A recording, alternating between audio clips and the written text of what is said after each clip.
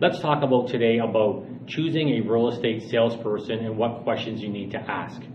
For example, someone would come to me and they'd say, this is my first time buying a home, I've never dealt with real estate, and I want to buy a home, what do I do? I would walk them through all the steps of buying a home, and I would explain everything to them carefully because they've never done it before and they really don't know what they're doing. So I'm going to have to educate them on what's going to happen, the timing of it, the money amount, financing everything, and all the timing of it. I'm going to have to walk them through everything.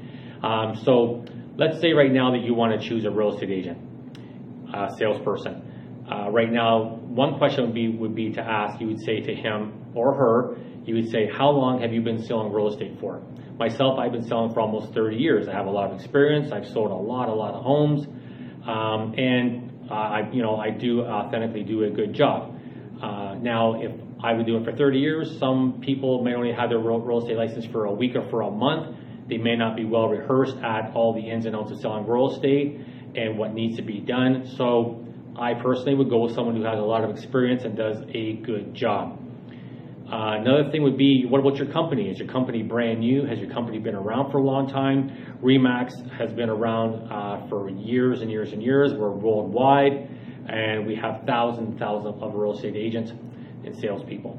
Our company, RE/MAX Twin City Realty, we have been around for a long time, and we're actually really well known. My company is actually the biggest real estate company in Brantford. We have the most real estate agents, salespeople, and we do the majority of the real estate sales. So my company's been around for a long time. I've been around for a long time. That's one thing to ask. Another thing to ask would be, are you a part-time salesperson or are you full-time? My wife and myself are both full-time salespeople. We are here every day at work. We work in a formal office where, it's business as usual. So being full-time, we're here all the time, and we're in an atmosphere where everyone's running around doing sales, and you're talking to people about what listings they have. I've got a buyer for this, I've got a buyer for that. The whole atmosphere is very, very good, and a lot gets done based on that premise. If you're a part-time agent and you have a full-time job somewhere else, can you offer full service like myself and my wife? Probably not, because you're going to be at work for 8, 10, 12-hour shifts. So you will not be available for those time frames because you are at a other place doing another job. So full-time would be the place that you would want to look for, which is what I do. I'm a full-time salesperson. Another thing would be, if you're looking for your first home, does that salesperson specialize in one category? If he's specializing in farms only and you want to buy yourself your first-time home in town, probably he's not going to be very beneficial because he's most knowledgeable in dealing with farms. There's people who only deal with condos. There's people who deal with businesses, with development, income properties. My wife and myself, we pretty much do most of all real estate. So if you came to us and you wanted to buy a home, we could definitely help you out in all of the above categories. One thing is also,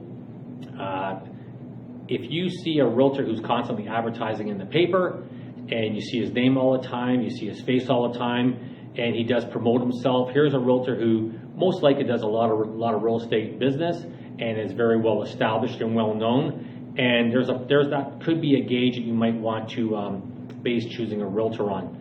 Another area would be, if you're sitting down with a realtor, is you would say to him, do you have any past clients that I could speak to? Past buyers, past sellers, and you'd want to get a list of some people that you can actually call and find out what their relationship and their experiences was dealing with that person. Another area would be maybe talking to family members, friends, co-workers, neighbors, and you would say, do you know Steve and Sandra Varga? Have you done a deal with them? And you say, as a matter of fact, I have, and I had a great experience with them. My uncle and aunt dealt with them. They were great, and after a while, you're going to find out that these people are actually do a good job, and they are good people, and it might be somebody that you might want to work with. Another good question to ask a real estate salesperson is, how available will you be for me? If I want to see a home at various hours, will you be able to show me? The one benefit of Steve and Sandra Varga is there's two of us, so we have a team. If I'm on an appointment and you need help in seeing a home, my wife would be able to help you, or vice versa. So availability is very, very important.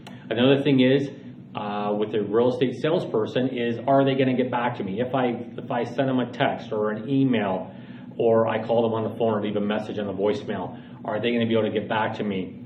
We are very well known for getting back to people real quick, and we're giving them an excellent service. So that would be something that you want to ask, because you don't want to have to wait around for days upon days and that person's not calling you back, because that can become very frustrating. So looking for someone who's going to get back to you and give you full service is really important, and that's what me and my wife do.